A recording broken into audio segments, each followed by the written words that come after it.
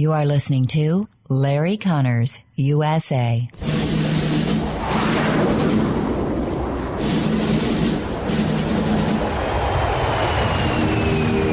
You want answers? I think I'm entitled. You want answers? I want the truth! You can't handle the truth!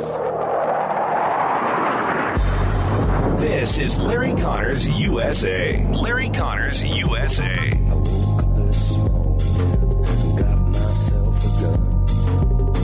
Mama always said I'd be the chosen one. Americans need to know this. This is just the very beginning of what's going to be a massive expansion of the number of people coming across the border. It will grow tenfold and 100-fold, especially because of the way the Biden administration has handled this. Remember during the presidential campaign when all of the candidates said, we want open borders. Well, guess what?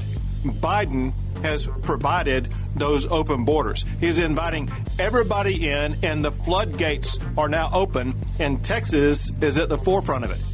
March the 18th, 2021, that is Texas Governor Greg Abbott. Texas and all those states that are on the border, they're at the forefront of all these illegals, this tsunami that's sweeping over.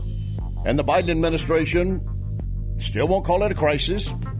They think they got a little problem. They have a little challenge, but it's not a crisis. And yet, even inside the administration, some are admitting it is. Call it what you want. The facts stand. We have an increase of illegals coming across the border at record numbers. Record numbers. And why? Well, because Biden, one of the first things he did in his executive orders is sign an executive order striking President Trump's order that if you're coming to the U.S., seek asylum, you have to stay in Mexico, and we will consider your case and adjudicate it. And if we assume, or rather prove that, yes, you are eligible for asylum, we will bring you in. Going into U.S. for a better life, to make money, to go to better schools, better health care, to be in a position where you can rob or attack or rape others, that's not asylum issues, and those are not reasons to come into the country illegally. But even coming in an asylum, you're not coming in illegally. It's a process. And the Texas governor is very upset because they're not getting full and clear information. The Biden information insists we're going to be transparent. They're not being transparent. We're going to get into that in a lot more detail coming up. But the U.S. Customs and Border Patrol is now admitting that the majority of migrant families it encountered on the southwest border just last month, could stay in the country pending a decision on whether they'll be allowed to stay permanently. So, they were letting them anyway. And last month, almost 19+ thousand total encounters with migrant families on the southern border. Now, originally, under the Trump health order, Title 42, they did expel 8,000. But then they came back. 59% of those were allowed to stay pending a decision as to if they'll be able to stay. So they're staying anyway.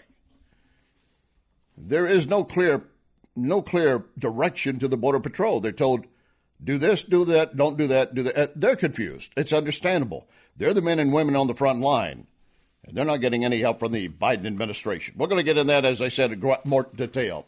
And then this story. This is one of these things you say, what? How do you come up with that? The shootings at the Asian massage parlors in Georgia. Tragic.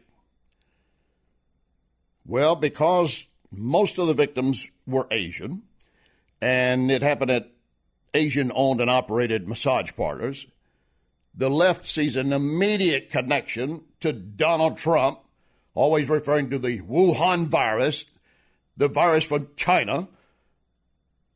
And one of them even admits Trump didn't pull the trigger, but he basically set things in motion.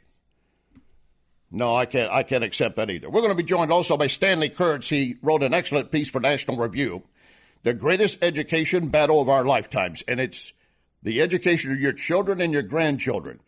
What the left want to have in our schools is not going to be education. It's basically indoctrination. We'll be getting into that with him a little bit later based on his National Review article. And also Hans von Spakovsky will join us today from the Heritage Foundation. Some Democrat election lawyers this last time around now being cited for misleading conduct. They knew what they were doing during the election, but they didn't care if they could get away with it. And to that extent, a Facebook exec is now admitting, yeah, we probably swayed the election that Biden got elected because of what we did, because we continued this driving the vote on Facebook, and we probably can take credit for Biden getting in. Of course, that credit and blame, there's a very thin line separating the two. Well, as you can tell, we've got a lot to cover. Oh, and also, Jimmy Kimmel wanting to know if the Obamas had sex on a particular date. I know. We'll cover all of it for you. It's coming up. Let your friends and neighbors know. Lock and load. Ready on the right.